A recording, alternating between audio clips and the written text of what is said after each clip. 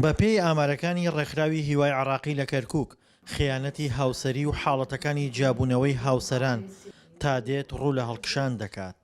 زۆریشی حاڵاتی کە بڵێن جیابوونەوەی دادگا لەسەر ئەمەیە کە خیانەتە لە ڕێی تۆڵە کۆمەڵایەتیەکانەوە زۆر جا مەسەن کۆمەلگای ئێمە چکە پیاو سالاریە لێرە سێرەکەی پیاوەکە هەر لە بەرامبەر خێزانەکەی خۆی مەسەلەن لەگەڵ ژنی ترا مەسەلەن ئەدوێت و قسەی خۆشی بۆ کات و ژنەکەی خۆشی ئیهمال کردووە. بەپێی ئامارێکی ئەنجومەنی باڵای دادوەری عراقیش ڕۆژانە 274 حاڵەتی جیابوونەوە لە دادگاکانی عراق تۆمار دەکرێت. بە تایبەت کۆتایی ساڵی ڕابردوو زیاتر لە 8,000 خێزان جیابوونەتەوە. 11 ساڵە زەواجم کردووە، ژیانم کێشەیەکی وامان نەبوو لەگەڵ مێردەکان، فقط کێشەی ئەوە بوو کە مناڵمان نەبوو، ئەویش لە منەوە نەبوو، خەلەلەکە لە مێردەکەمەوە بوو، منش ئەو شتم قبول کردبوو، هیچ کێشەیەکم نەبوو. بەس ئەم 3 ساڵی ئەخیری کە وەزعم تێکچوو بوو دەرونیەن، هەموو شتێک هەر ئەخەوتم، هیچم پێ نائەکرا. دوایی کە بۆم دەرکەوت پیاوەکەمە حەبم ئەداتێ حەبی خەو وەم لە هاتبوو کە نەفسیەن منیشی تێکدا بوو، بۆی پێم بڵێ نەفسێتی تۆ تەواو نییە، کێشەکان سەبەبی تۆن و لە هاوسیەکانەوە زانین کە من ئەخەوم ئەو ئافرەت ئەهێنێتە ژوورە و خیانەتم لێکات. بەڕێوەبەری ڕێکخراوی هیوا چیرۆکێکی خیانەتی هاوسەری بۆ دەنگی ئەمریکا دەگێڕێتەوە کە دواتر جیابوونەوەی لێکەوتووەتەوە. یەکێک لەو حاڵەتانی کە زۆر تەسیر لە من کردبوو کە پیاوەکە ینی یەکێک بوو لە ساحب دەسەڵاتیش لەم شارەیە کە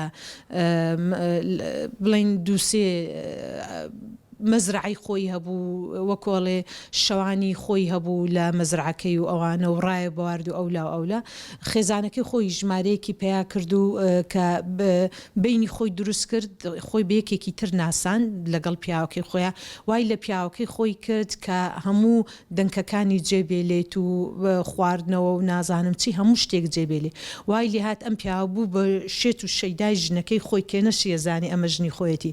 ئەمجا زۆر جا خێزانەکەی باسیەوە ئەوت تەمە ناکەم ڕوبعێکی ئەو قسانەی کە لە تەلیفۆنەکە بە منەڵێ ڕوبەڕوو پێم بڵێ، ینی ئەوت هەستەکە من خیانەتی لێکەم چونکە من ینی بەدزی لەگەڵ ئەوە ئەدوێم و نازانێ ئەوە منە. ئەمجا بە سەعات دانیشت ئەگریا لە لاماندا ئەو ڕۆژەی بەداخەوە کە پیاوەکە زانی ئەمە ژنەکەی خۆیەتی، چونکە ئەوەنە خۆی ئەوە کردبوو سوک کردبوو بەرامبەر بە خێزانەکەی خۆی کە نێزانی ئەمە خێزانەکەی خۆیەتی، خۆشی لە ماڵەوە خۆی وەکو ئەڵێن وەکو سەبع بۆڕم بە پیشاندا بوو کە ئەو ڕۆژەی زانی بەداخەوە تەلاقیدا، یعنی لە بەرامبەر منیش بوو کە وای لێ هات ژنەکە ماچی پای پیاوەکەشی کرد، ئەو بەس تەلاقمە دەچکە مناڵ و شتیشیان هەبوو. لەگەڵ هەڵکشانی حاڵەتەکانی خیانەتی هاوسەری دیاردەی فڕێدانی منداڵی ساواش کە بەرەنجامی خیانەتە زیادی کردووە. کۆتایی ساڵی ڕابردوو چەندین منداڵی ساوا کە فڕێدرابوون دۆزرانەوە، دواتر بە بڕیاری دادگا دراون بەو خێزانانەی منداڵیان نەبووە و ئامادەی بەخێوکردنیان بوون. یعنی ئەوان گە مناڵەکە لەبار ببەن پیان گوناحە، بەس تۆ مناڵەکە ئیفرێدەیت کە ئەو کاتە ئەبێتە بە شەرێکی تەواو کە هەر لەلایەنی مافی مرۆڤ حەقێکی تەواوی هەیە وەکو بەشەر وەکو قانونی عێراقی، تۆ ئەو کاتە لەباری ببە کە مەسەلەن تازە لە زگتا دروست کراوە، یان ئەو شیاریەی نییە کە ئاگای لە خۆشی نییە کە زگی هەیە کە دوای سێرەکاکە ڕۆژانە زگی گەورا بێت و ئەوانە سێرەکەی کە مەسا حاڵەت هەبووە 5 مانگ بۆ ئەوە بۆ دوای گوتێتی تازە زانی و زگم هەیە. یعنی بەداخە ئەم حاڵەتانە زۆرە و هەمووشی زیاتر لەم خێزانانن کە لە دەرەوەی پرۆسەی زەواجە.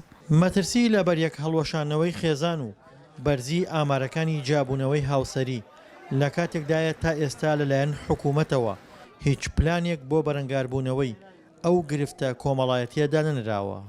دڵشاد ئەنوەر، دەنگی ئەمریکا، کەرکووک.